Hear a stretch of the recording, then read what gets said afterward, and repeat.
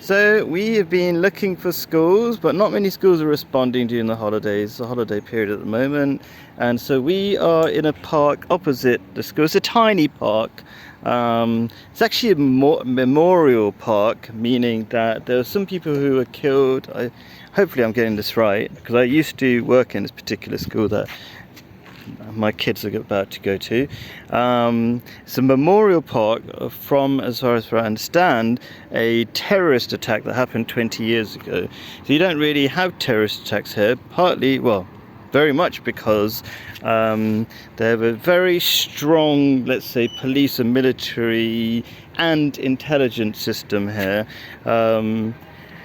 So they pretty much know everything that's going on, and they completely shut down the terrorists immediately because they know tourism is very important here. You can't have any such thing here. So there was one attack and they completely just finished the terrorists very quickly. And even my own experience of, let's say, the intelligence system, well, I was just going around interviewing a few people and they quickly found out about it. It sounds really weird that they know so much, but it's a long story. So anyway, here's a park, very simple park, and you see not many people come out at this time. It's very hot, you know, in the middle, and it's not during the it's not during the school term. Most of the kids come here in their sort of break or mainly after school. You want to see this bit? I like this little bit, Cinders. Oh, you want to get into the shade? I get my hat. Don't leave my hat around. There's an interesting little.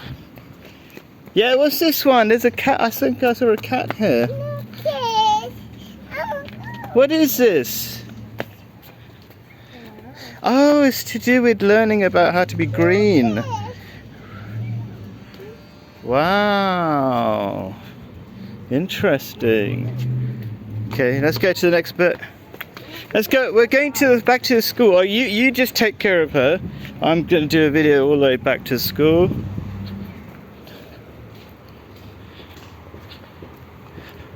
So it's actually a really well-off area. Although the school's like average. I say average, not a very good description. It's what's special about the school, besides it being very sort of historical, because it's named after Abdul Hamid Sharif is the name of the school. It's named after a prime minister at one time, quite a long time ago. These are the school buses, so they've got a very sort of American system. People have American accents here pretty much.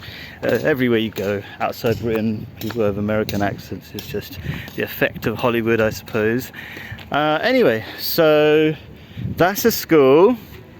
Buses. So Abdul Hamid Sharif is the name of the school. Very posh area. That's a very traditional house, but there's a lot, and this is a very old style design. A lot of work being done here. But I'm trying to get you a sense of how nice the houses are here. Oh, you kind of didn't show the play area down there. A lot of screaming from my daughter in the background. Maybe I should bring her up in a minute. Let her scream for a bit. It's good for her. Look at these. I don't know. Are they cool houses? I think they're doing quite a lot of work here, fixing up the pavements. They're very high pavements here. You can see a bit more of the school. Oh, these are basically, just to give you an idea, olives are just a normal tree. Olive trees are normal trees there, so you can see baby olives there. They're just everywhere. Let's just go up and see a bit more of the school, play area, more play area. There's a lot of trees for the shade. It's all very hot always. That's why you have trees all over the place. Let's show you a tiny bit of the school that I taught in as well. So what's special about the school is that it has a lot of people who have one parent that's Arab and one parent that's not Arab. Yeah? Die! Okay. It's alright. Screaming is good for her. Okay. So got this. It's a school. Salam. These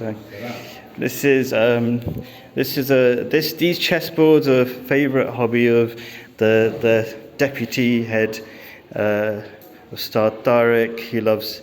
I used to teach here, so he used to love encouraging kids to play chess. This is the original founder. So she looks quite. So I recognise all these people. So basically, I never met him. He's the guy who founded it. He's a Palestinian, and his wife is an American lady who took over. So it's a Christian family. I think you can often tell from the kind of people who run the school. Usually there's something that's very Christian. There used to be a massive sign here, either from the Bible or somewhere else, that kind of showed that it was run by a Christian family, but it's not specifically for one, religion or anything like that. And you can't actually tell between Christians and Muslims in Jordan, except for subtle things and differences in their names. They all have Arabic names. Anyway, so give you a bit of an idea. I remember a lot of kids would have their lunch breaks here playing table tennis, and this closed off area is a very traditional style of, let's say, building, because it gets too hot, you need to be sort of blocked off from all areas.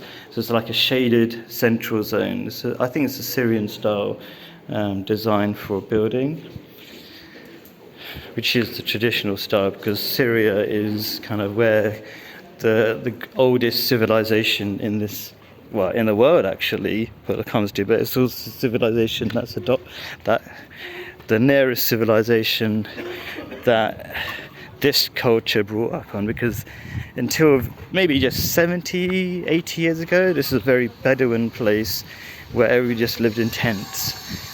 So that's all the civilization comes from, I suppose, from Syria. And pretty epic in some ways.